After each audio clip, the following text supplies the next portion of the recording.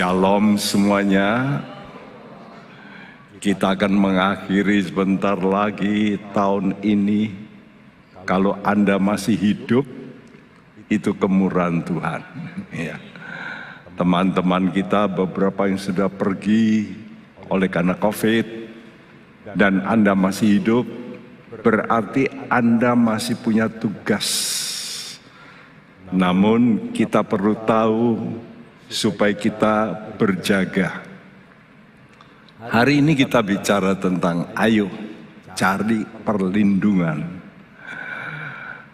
Tuhan itu memang menyediakan gunung yang luar biasa, ya, gunung batu, dan di situ orang-orang seperti Daud pada zaman itu mereka cari tempat perlindungan yang paling aman dari hujan, dari apa saja, angin yang keras, kencang.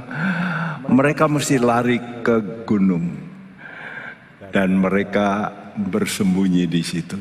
Bayangin, satu gua bisa muat 400 orang. Wih, jadi cukup besar gua Adulam itu, ya, saudara.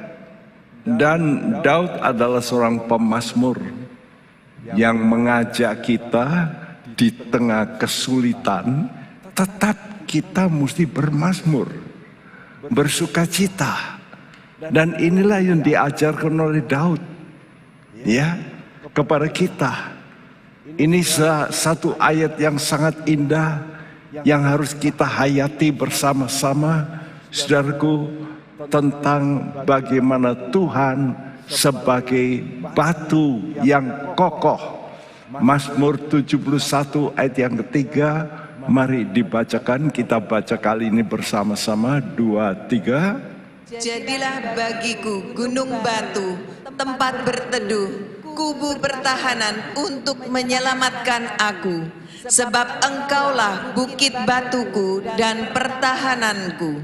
Jadilah bagiku gunung batu, tempat berteduh, kubu pertahanan untuk menyelamatkan aku. Sebab engkaulah bukit batuku. Ini berarti aplikasi. Jadi Daud pasti pernah ngalami di situ. Dan pertahananku. Namun saya ingin memetik dari terjemahan yang lebih baik, ya, dari Modern King James. Langsung saya terjemahkan, jadilah bagiku gunung batu tempat pelarianku. Jadi kalau ada masalah, dikejar-kejar oleh Raja Saul, kemana dia lari? Ke gunung. Selalu begitu, ya, karena dia juga membawa banyak pengikutnya. Dari 400 jadi 600, dari 600 satu suku. Jadi mereka kadang-kadang mesti lari, ya, dari tempat ke tempat. Jadilah bagiku gunung batu tempat pelarianku, kemana aku dapat senantiasa pergi. Jadi kalau ada masalah, larinya kemana? Ya, ke gunung batu, senantiasa. Lalu dia berkata begini, berilah perintah untuk menyelamatkan aku. Tuhan, Engkau Maha Kuasa, berilah perintah untuk menyelamatkan aku. Sebab Engkaulah, ya, bukit batuku dan pertahananku. Nah, yang pertama dia berkata ini, jadilah bagiku gunung batu tempat pelarianku. Ini berarti satu doa, ya, permohonan iman. Jadi Anda mesti punya iman lebih dulu, ya, iman buat Tuhan itu dahsyat, Tuhan itu kuat, Tuhan itu seperti gunung batu yang kokoh. Nah, kita mesti mempunyai iman seperti itu. Saudara mesti sering kali memohon pada Tuhan. Berarti tiap hari saudara mesti berdoa. Bukankah Tuhan mengajar dari topik pengajaran Tuhan doa? Apa kata Tuhan? Lepaskanlah kami dari yang jahat. Wow, jangan lupa ini. Engkau nggak tahu loh, tiap hari akan terjadi apa. Lepaskanlah kami dari yang jahat. Ya, kemana aku dapat senantiasa pergi. Berarti itu konsistensi iman. Jadi iman sudah mesti terus, jangan berhenti. Berarti tekun. Ada orang beriman, tapi dia nggak tekun. Kalau ada masalah terus goyang. Coba kita terus ya. Tuhan itu pendengar yang baik. Dia tidak akan bosan kalau sudah terus datang kepada Tuhan. Lalu berilah perintah untuk menyelamatkan aku. Saudara tahu, Tuhan kita disebut Raja. Raja semesta alam. Hanya disebut Tuhan semesta alam. Apa artinya? Tuhan itu punya pasukan malaikat yang kita nggak lihat. Oh, saya sudah mengalami beberapa kali. Orang lain melihat malaikat menyertai saya. Ya, kalau tanpa malaikat 2 kali selip, saya pasti mati. Kalau tanpa malaikat, istri saya melemparkan diri ke paving. Nggak ada, namanya benjut luka. No. Gimana? Paving di bawah itu loh. Ya, orang lain melihat, ada orang menggendong ibu. Loh, siapa itu? Kalau itu bukan malaikat. Seperti janji dalam Mazmur 91. Perintahkanlah untuk menyelamatkan aku. Saudaraku, jangan takut. Saudara berjalan bersama dengan Tuhan. Tuhan yang punya pasukan malaikat akan menyertai kita di mana kita berada. Ya, engkaulah bukit batuku. Ini suatu pengakuan betapa pentingnya kita ini membuat deklarasi. Kenapa orang bisa mengaku? Karena punya pengalaman. Ya, hari ini kalau sudah membaca koran, sudah diberi warning. 1 hari di dunia dalam seminggu ini, tiap hari 1 juta orang kena COVID. 1 juta. Prancis, Eropa paling parah. Ratusan ribu tiap hari. Ya. Dan selama seminggu ini sudah hampir 7 juta global. Itu yang terdaftar. Itu belum China yang tidak memberitahu. Indonesia dahsyat. Karena itu kita mesti juga jaga, ya, saudaraku. Saudara lihat, kita sedang menghadapi masalah yang besar di depan kita. Ya. Nah, mengapa Allah itu izinkan pandemi? Karena Allah punya maksud. Ya, ini bukan Allah yang membuat. Bukan. Ini tangan-tangan manusia yang salah. Tapi ini satu alarm bagi umat Tuhan. Seperti kalau kereta api mau melintas sesuatu yang namanya crossing road, itu kan mesti dipindahkan, ya. Jadi timingnya mesti pas dipindahkan.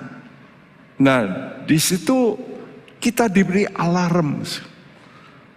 Jadi sebenarnya apa yang terjadi di dunia satu alarm.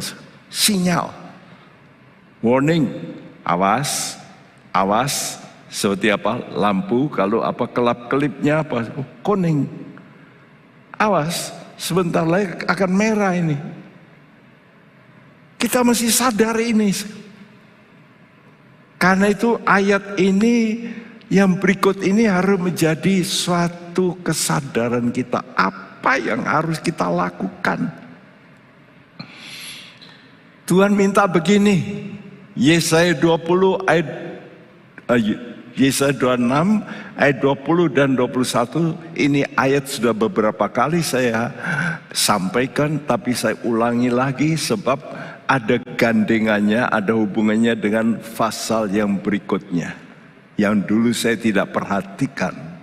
Ya, mari dibacakan. Mari bangsaku, masuklah ke dalam kamarmu, tutuplah pintumu sesudah engkau masuk. Bersembunyilah barang sesaat lamanya sampai amarah itu berlalu. Sebab sesungguhnya Tuhan mau keluar dari tempatnya untuk menghukum penduduk bumi karena kesalahannya. Dan bumi tidak lagi menyembunyikan darah yang tertumpah di atasnya. Tidak lagi menutupi orang-orang yang mati terbunuh di sana. Mari bangsaku, masuklah ke dalam kamarmu.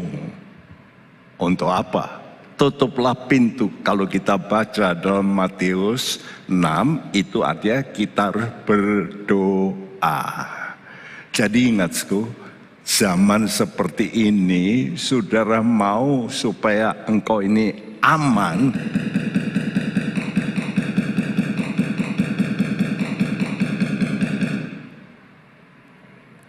bisa terlindung, saudara mesti mau masuk dalam doa. Ini harus kita lakukan. Saya mohon supaya saudara betul-betul memperhatikan ini. Jangan saudara abaikan. Kalau ini Tuhan yang ngomong ini loh, masuklah. Ya, ke dalam kamarmu berdoa, tutup pintu, artinya jangan terganggu dengan kebisingan, kesibukan. Karena itu doa yang paling baik kalau saudara pagi-pagi sebelum ada bel ini itu, ada tagihan, apalagi tagihan, saudara perlu lebih dulu datang kepada Tuhan.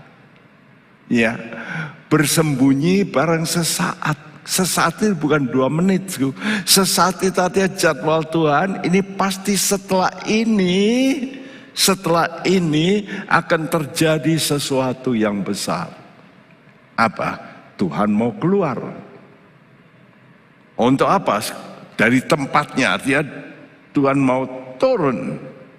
Ya, dari sorga. Untuk apa? Untuk menghukum penduduk bumi. Kenapa penduduk bumi ini dihukum? Karena sudah keterlaluan. Aduh, Tuhan sebagai pencipta itu sudah, orang Jawa bilang ngelus dodo gitu. Ya, semua sudah ditinggalkan, hukum-hukum ditinggalkan, pernikahan sudah dikacaukan begitu rupa, perdagangan juga sampai. Saya lihat di Indonesia sudah terjadi ya. Anak-anak dicolek, dibedah, diambil organ tubuhnya. Coba bayangkan itu. Kok punya ketegaan seperti itu? Saudara tidak ngalami ya. Kalau ngalami anakmu dicolek lalu, waduh saudara. Saya mendengar berita itu, aduh ini sudah ke Indonesia. Kalau di luar negeri itu sering, di Thailand itu sering. Tapi ini sudah ke Indonesia.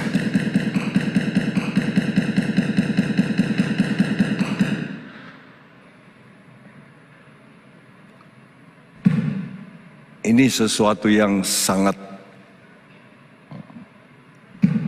menakutkan. Ya. Coba tolong diganti saja pakai mic itu.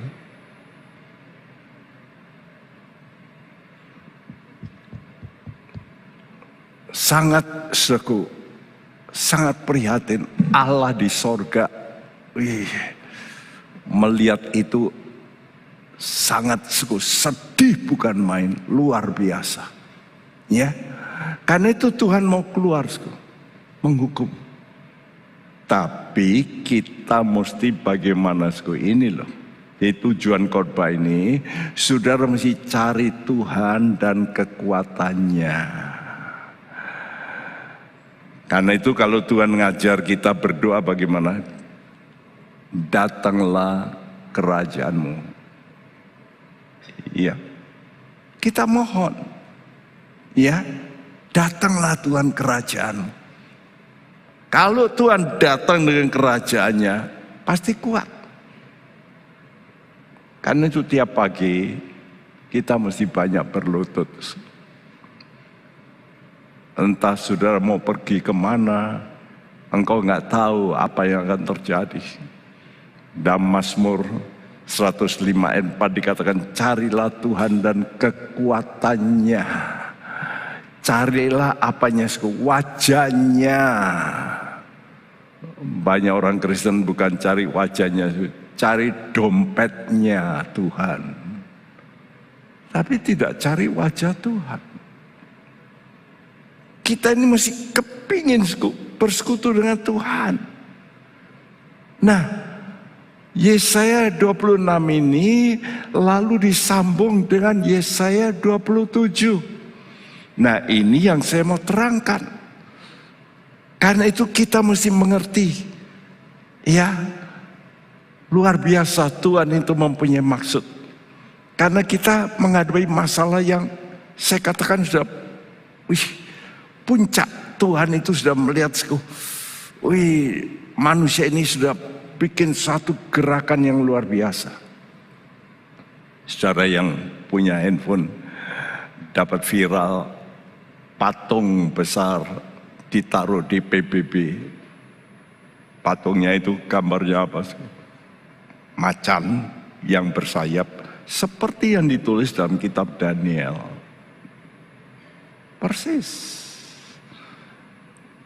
Kalau sudah baca Wahyu 13, Antikris, yaitu binatang. Jadi ini minggu-minggu ini. Jadi sudah lihat, the time is short. Waktu ini sudah, yuk kita melek, sadar, ya, ayo berlindung. Jadi menghadapi masalah apapun ya, bukan hanya nanti kedatangan Tuhan, apa saja, sudah alami bisnis sebagainya. Inilah nasihat Tuhan, saudara mesti berlindung. Untuk berlindung sudah mesti berdamai dulu dengan Tuhan. Bagaimana sudah mau berlindung pada musuh? Nggak mungkin. Ya, Tuhan dengan kita itu bermusuhan karena kita berbuat dosa. Nah, supaya kita bisa berlindung pada Tuhan, kita mesti membereskan dulu. Nah, saya terjemahkan ini karena bahasa Indonesia ini agak lain, sulit dimengerti. Ya, Yesaya 27 ayat 4 dan 5 berbunyi, kehangatan murka tiada padaku. Siapa yang menaruh onak dan duri lawan aku dalam peperangan, aku akan bertindak. Aku akan membakar mereka semua, atau ia meraih kekuatanku supaya berdamai dengan aku. Ia mencari damai dengan aku. Ya, Tuhan berkata pada umatnya, aku enggak marah, enggak. Kamu salah, aku minta kamu kembali. Aku enggak marah. Ya, tapi ketahuilah, siapa yang menaruh onak dan duri lawan aku. Artinya zaman dulu itu kalau mau perang itu kadang-kadang dikasih barikade. Kalau sekarang apa sih? Kawat berduri, betul nggak? Nah dulu mereka itu pakai apa sih? Pakai duri. Kalau sudah tahu di Israel itu pohon berduri, pohon itu tidak ada daunnya, duri melulu. Mana itu? Durinya 10 cm kira-kira. Tidak ada daunnya, tapi duri. Nah itu yang dibikin untuk mahkotanya Tuhan Yesus. Ya, saudara, kalau ada yang melawan aku dengan cara yang gak benar, aku lawan, kata Tuhan. Aku mau bertindak. Ya, aku akan membakar mereka semua.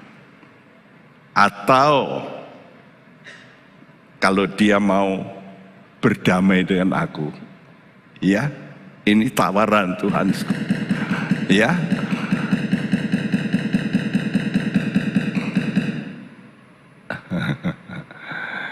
ini gangguan dari si jahat ini.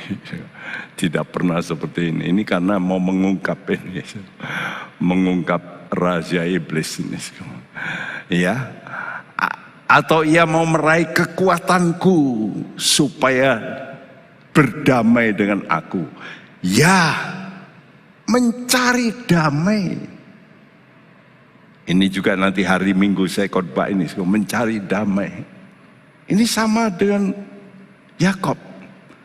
Dia disuruh oleh Tuhan apa?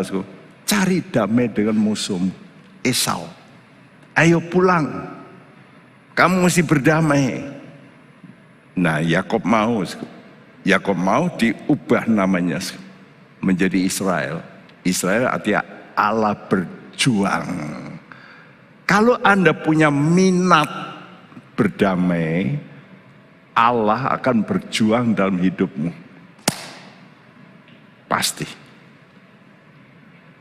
Ya, karena itu nggak perlu kita sakit hati sama orang.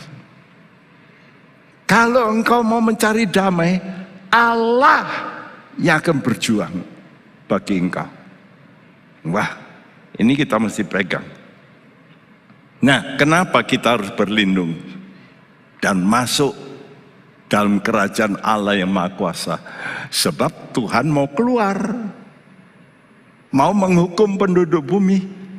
Ya, karena itu Dia berkata, ayo toh, mari bangsaku, masuklah ke dalam kamarmu, bersembunyilah. Ini berarti kita mesti masuk dalam persekutuan pribadi.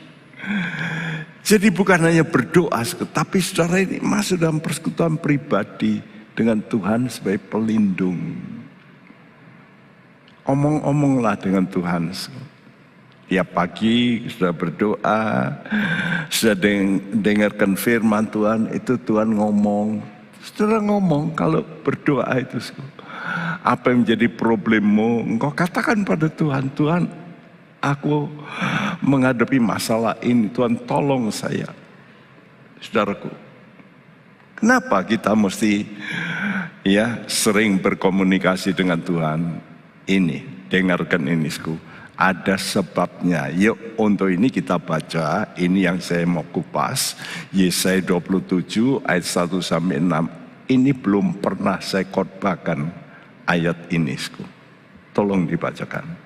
Pada waktu itu Tuhan akan melaksanakan hukuman dengan pedangnya yang keras, besar dan kuat atas Leviatan, ular yang meluncur atas Leviatan, ular yang melingkar, dan ia akan membunuh ular naga yang di laut.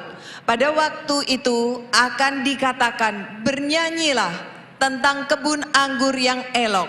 Aku, Tuhan, penjaganya, setiap saat aku menyiraminya, supaya jangan orang mengganggunya. Siang malam aku menjaganya, kehangatan murka tiada padaku. Siapa yang menaruh onak dan duri lawan aku dalam peperangan, aku akan bertindak. Aku akan membakar mereka semua, atau ia meraih kekuatanku supaya berdamai dengan aku. Ia mencari damai dengan aku. Pada hari-hari yang akan datang, Yakub akan berakar, Israel akan berkembang dan bertunas dan memenuhi muka bumi dengan hasilnya. Iya, jadi ayat-ayat ini seperti ini. Tuhan mengajukan pilihan. Kamu mau dilawan Tuhan atau kamu mau berdamai dengan Tuhan? Ini untuk seluruh bumi. Kamu ini mau berdamai dengan aku atau nanti aku melawan kamu? Terserah. Tuhan itu tidak paksa orang. Dia selalu menghimbau, yuk damailah dengan aku. Ya. Nah, apakah Anda memilih mencari perdamaian? Ini penting. Kalau hidup Anda ini ke depan, tahun depan, itu akan disertai Tuhan. Allah berjuang untuk bisnismu, untuk masalahmu, untuk problemmu. Ini pesan Tuhan. Ya. 1 Petrus 3 ayat 10 dan 11. Siapa yang mau mencintai hidup dan mau melihat hari-hari baik, ia harus menjaga lidahnya terhadap yang jahat dan bibirnya terhadap ucapan-ucapan yang menipu. Ia harus menjauhi yang jahat dan melakukan yang baik. Ia harus mencari perdamaian dan berusaha mendapatkannya. Siapa yang mau mencintai hidup? Semua kita kepingin hidup, bukan? Waktu COVID yang lalu, semua kita takut ya, ketularan. Tapi kalau saudara mau mencintai, kalau Anda mau mencintai hidup, ya, dan melihat hari-hari yang baik. Nah, kenapa Yakob itu waktu dia bertemu dengan Firaun, dia berkata, hari-hariku ini tidak baik. Kenapa? Ya karena dia ini melanggar, menjaga lidahnya, dia menipu. Kata Tuhan harus jaga lidah. Ya, life and death in the power of your tongue. Hidup dan mati dalam kuasa lidah. Hati-hati, nek ngomong ini hati-hati. Apalagi maki-maki. Saudara ngutuki orang, saudara ya ngata-ngatai orang. Hati-hati. Ya mungkin orang itu salah, tapi jangan sampai saudara itu ikut salah. Hati-hati. Harus jaga lidahnya dari yang jahat. Bibirnya dari ucapannya menipu. Nah kalau sudah nipu-nipu bahaya. Mesti bayar nanti seperti Yakob itu. Jadi kita mesti menjauhi yang jahat. Ini harus apa? Mencari perdamaian. Dan berusaha mendapat. Yang pertama, damaikan dirimu dengan Allah. Ya. Dengan apa? Bertobat. Jangan masih salah. Orang Kristen masih pergi ke dukun, masih pasang ya undian untuk dapat banyak. Ya.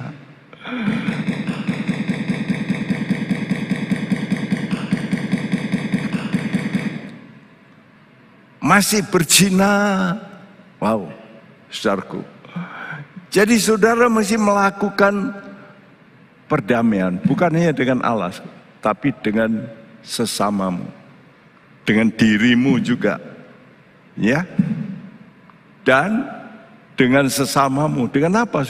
Dengan mengaku, dan kau mengampuni, akui salah, ya, dan ampunilah.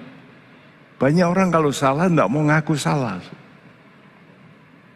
Ya, ada orang berhutang, dia tidak mau datangi yang diutangi. Maaf ya, saya belum bisa. Kan begitu. Diam aja. Nah, itu loh. Ini contoh. Contoh yang aktual. Kenapa? Kamu tidak mau mengaku. Ya, saudara. Nah, kita mesti masuk untuk bersekutu dengan siapa? Dengan Yesus. Siapa Yesus? Yesus itu pengungkap yang akan datang. Kalau kita baca kitab Wahyu itu luar biasa. Kitab Wahyu itu 2000 tahun lalu ditulis. Sekarang apa yang terjadi sekarang ini? Apa yang ditulis di Wahyu itu sekarang terjadi. Ya, perdagangan nanti akan diperketat.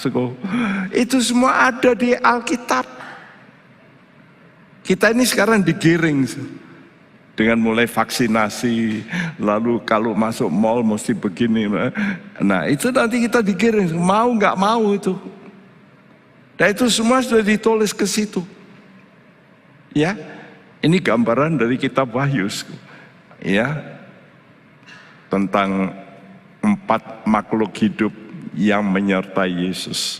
Nah, kita balik ke Yesaya 27 ayat 1 tadi yang berbunyi, pada waktu itu Tuhan akan melaksanakan hukuman dengan pedangnya yang keras, besar dan kuat atas Leviatan, ular yang meluncur atas Leviatan, ular yang melingkar, dan ia akan membunuh ular naga yang di laut. Ya, ucapan pada waktu itu.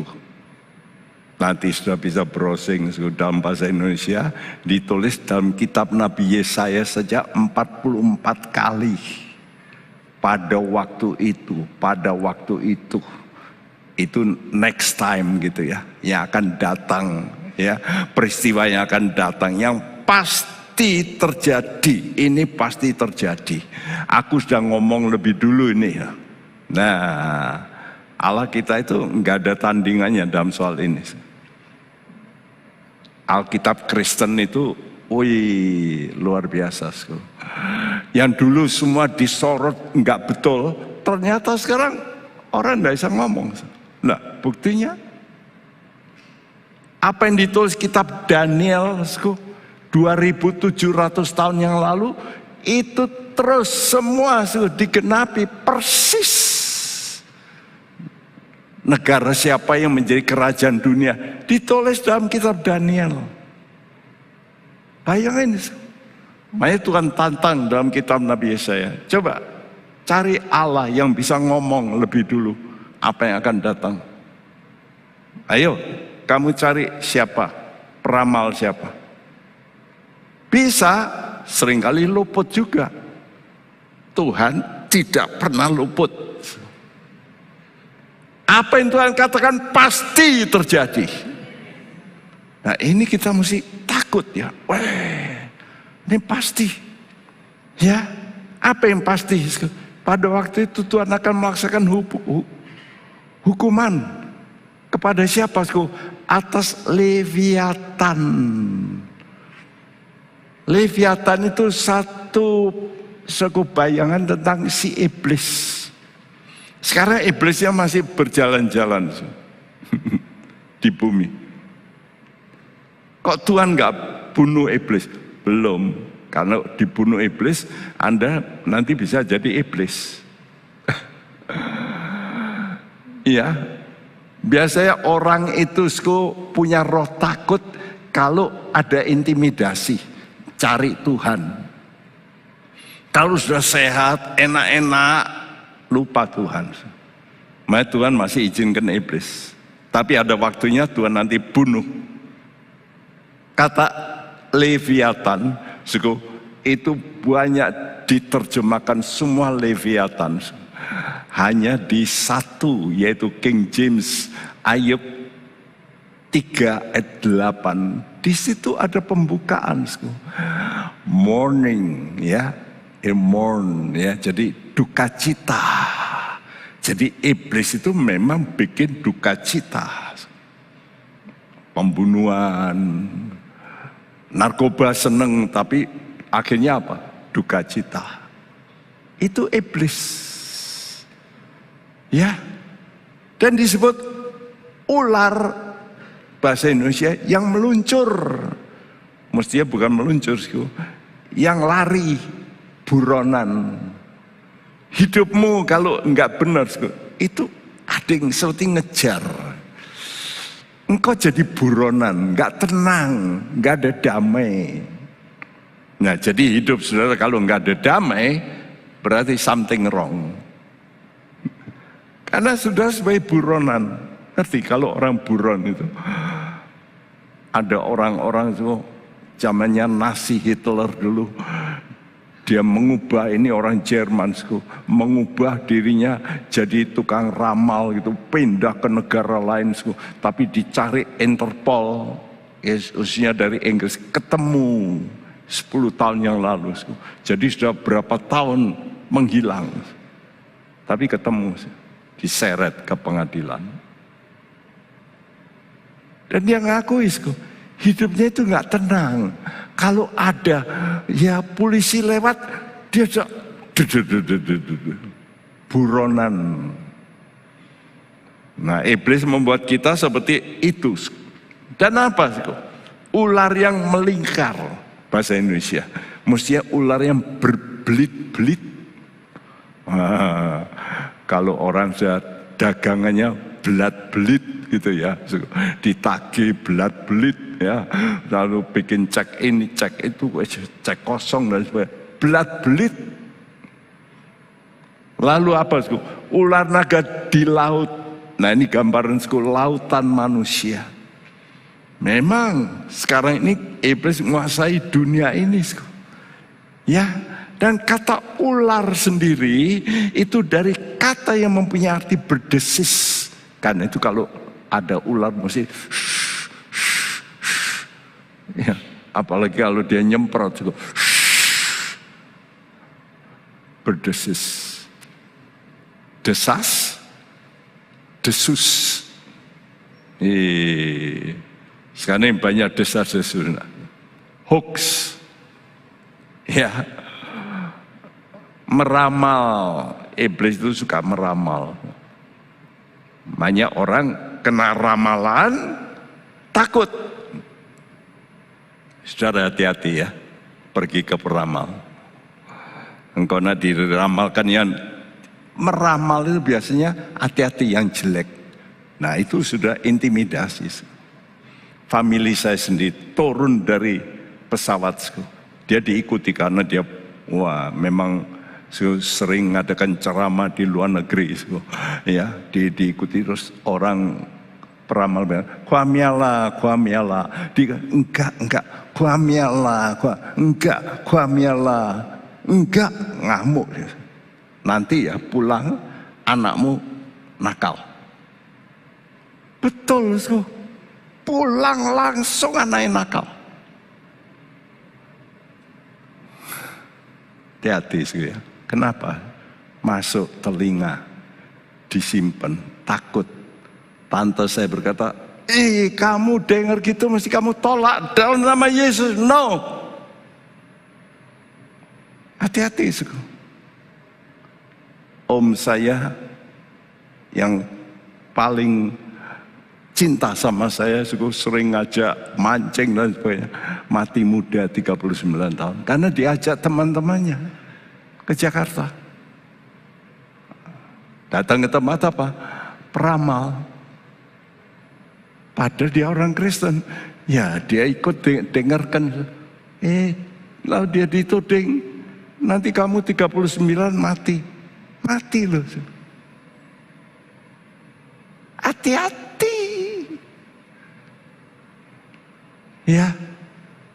Sudah nganterkan orang peramal. Sudah dituding, kena intimidasi. Ini berdesis ini. Ya, tadi dikatakan pada hari itu, Tuhan janji ini, kerajaan damai akan muncul. Ya, sukacita. Apa itu kerajaan Tuhan? Sukacita Roh Kudus. Sekarang kita bisa alami dulu dalam roh. Kerajaan Allah bukan makan dan minum, tapi apa? Kebenaran, damai, sejahtera, dan sukacita oleh Roh Kudus. Ya, karena itu suku Yesaya 27 ayat 2 sampai 4a berbunyi, pada waktu itu akan dikatakan, bernyanyilah tentang kebun anggur yang elok. Aku Tuhan penjaganya, setiap saat aku menyiraminya, supaya jangan orang mengganggunya. Siang malam aku menjaganya, kehangatan murka tiada padaku. Nah, siapa yang dijaga Tuhan? Pohon anggur. Karena itu Tuhan kata apa? Akulah pokok anggur. Kamu apa? Cabang-cabangnya, tapi kamu keluarkan buah loh. Karena itu kita mesti nempel sama Tuhan, ya, sehingga akan terjadi pada waktu itu, in that day. Yesaya 26 ayat 1 sampai 4. Pada waktu itu nyanyian ini akan dinyanyikan di tanah Yehuda. Pada kita ada kota yang kuat, untuk keselamatan kita Tuhan telah memasang tembok dan benteng. Bukalah pintu-pintu gerbang, supaya masuk bangsa yang benar dan yang tetap setia, yang hatinya teguh kau jagai dengan damai sejahtera, sebab kepadamulah ia percaya. Percayalah kepada Tuhan selama-lamanya, sebab Tuhan Allah adalah gunung batu yang kekal. Ya, karena itu yang pertama, sudah mesti percaya perkataan Tuhan. Sukalah baca Alkitab, supaya hatimu itu tenang, karena ada janji Tuhan. Percaya perkataan Tuhan. Kalau engkau percaya, dikatakan engkau menjadi orang yang benar.